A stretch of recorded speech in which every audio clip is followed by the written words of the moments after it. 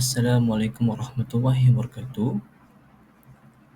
For today, our group will be presenting on the topic Proposal, a study on fintech innovation in Islamic finance. Before that, I will introduce myself. My name is Muhammad Mukris bin Harun Azman. Okay, we are going to the first point of the topic. It is introduction. In recent years, the global financial industry has experienced a major shift due to the rapid growth of financial technology or fintech. Fintech has changed the way financial services are delivered, making them faster, more accessible, and more cost effective. From mobile banking to blockchain and peer-to-peer lending, fintech has created new opportunities and business model in the financial world. However, while Islamic finance continue to gain global recognition for its ethical, risk-sharing, and Sharia-compliant principles, it still lags behind in fully adopting fintech innovation. Despite the clear benefits such as improving proficiency and reaching underserved communities and promoting financial inclusion, Islamic financial institutions face challenge like of digital infrastructure and limited appetite in Islamic fintech. Assalamualaikum warahmatullahi. So for the next, we are going to the literature review for this topic and this study.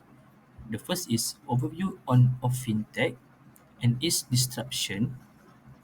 The fintech or financial technology refers to the use of the modern technology to improve the automate financial service. It gained momentum after the 2008 financial crisis, which is exposed weakness in traditional banking. And also, fintech has since transformed the financial world with tools like mobile banking, digital wallets, peer-to-peer lending, and artificial intelligence. Users can now perform transactions quickly, cheaply, and without relying on banks. What makes fintech disruptive?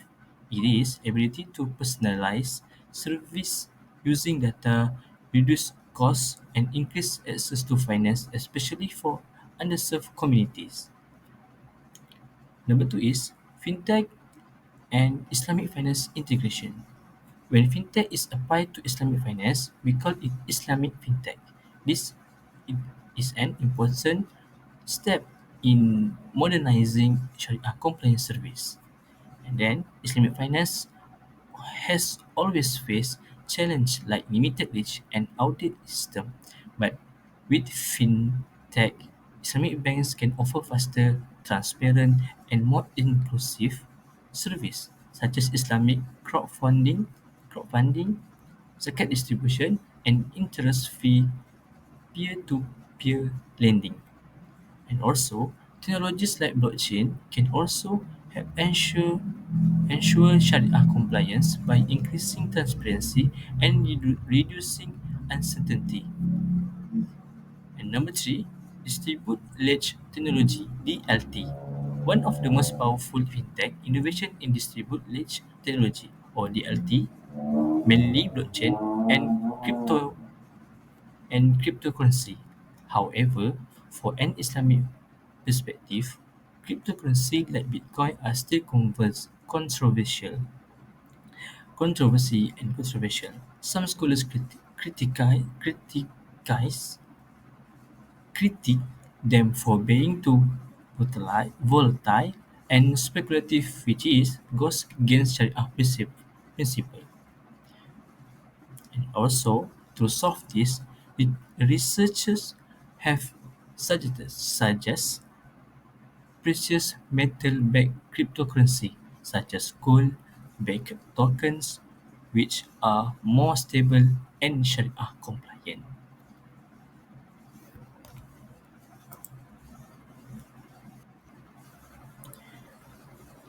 And the last one from me is a problem statement in this case. So, what's the problem that discussed in this case? Also, we all know the global financial industry is undergoing a major transformation driven by the rapid rise of financial technology, which has disrupted traditional banking and financial service models.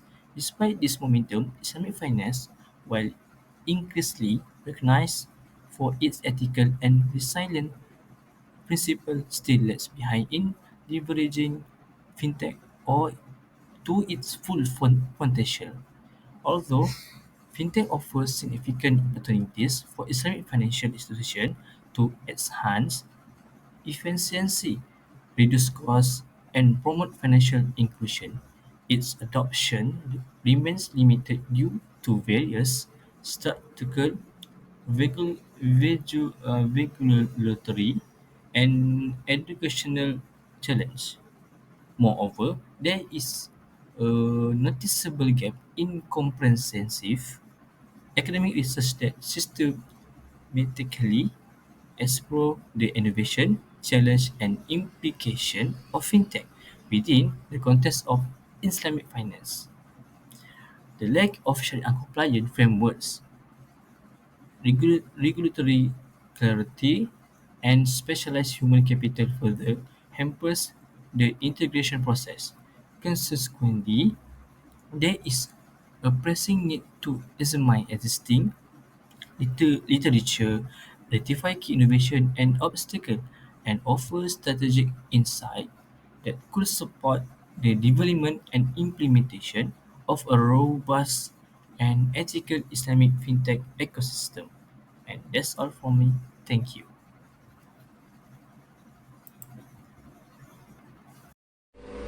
So my name is Muhammad Shakir Zufali bin Muhammad Tajuddin. Research question and research objective. Research question. First, what are the major fintech innovations currently being adopted by Islamic financial institutions? Second, how do fintech solutions comply with Sharia principles in Islamic finance? Third, what are the key challenges that Islamic financial institutions face in implementing fintech technologies?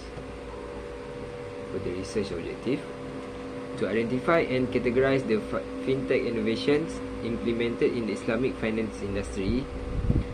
Second, to assess the Sharia compliance of fintech applications used in Islamic finance. Third, to examine the major institutional, technological and regulatory challenges in adopting fintech in Islamic financial institutions. We go through to the research significance and methodology. Number 1. Research significance. The significance of this study lies in how digital innovation helps Islamic finance grow. Fintech enhances customer access, increases service options, and positions Islamic banking as a responsible and ethical alternative to conventional finance. Another point, promotes ethical alternative to conventional system. This means that Islamic fintech does not just aim for profit, it promotes fairness, risk-sharing, and social justice in line with Islamic value compared to conventional systems that often focus purely on interest and debt-based models. Islamic fintech emphasizes ethical contracts, transparency, and community welfare. Next point, technologies like mobile banking, blockchain, and AI improve efficiency. Adopting this technology is not without challenges. New innovations such as mobile banking, blockchain, and AI offer great potential, but also raise concern over Sharia compliance, cybersecurity risks, and regulatory limitation. For example, in countries like Indonesia, Sharia-compliant fintech has improved financial inclusion in rural areas and reduced transaction costs. Yet, it still struggles with complex certification processes and legal barriers. This shows the importance of balancing technology with Sharia principles to ensure sustainable development in the Islamic finance ecosystem. Number 2 is methodology. The methodology of this study focuses on understanding the real challenges Islamic fintech faces, especially in maintaining Sharia compliance while keeping up with rapid digital transformation.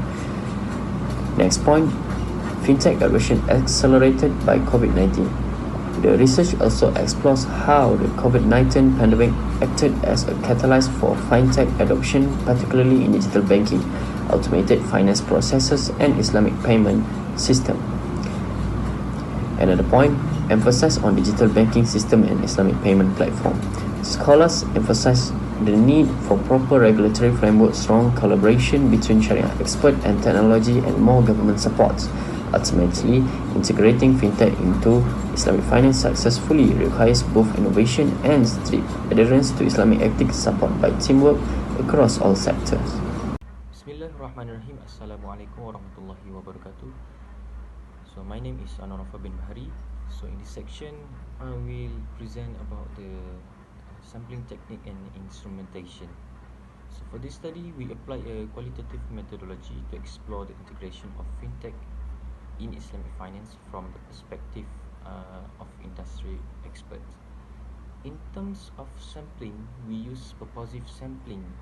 This allows us to deliberately select participants who have relevant experience and involvement in Islamic fintech, such as founders of fintech companies, executives from Islamic banks, Sharia advisors, and policymakers. We aim to involve around 20 participants, which is generally sufficient in qualitative research to gain in-depth understanding and rich data saturation. The selection is based on inclusion criteria, which include professionals directly involved in Islamic finance or digital transformation. We will exclude individuals who are not directly related to the field, unwilling to participate, or have any potential conflict of interest. In addition to interview data, we will use supporting information from existing documents, reports, and research publication relevant to Islamic fintech.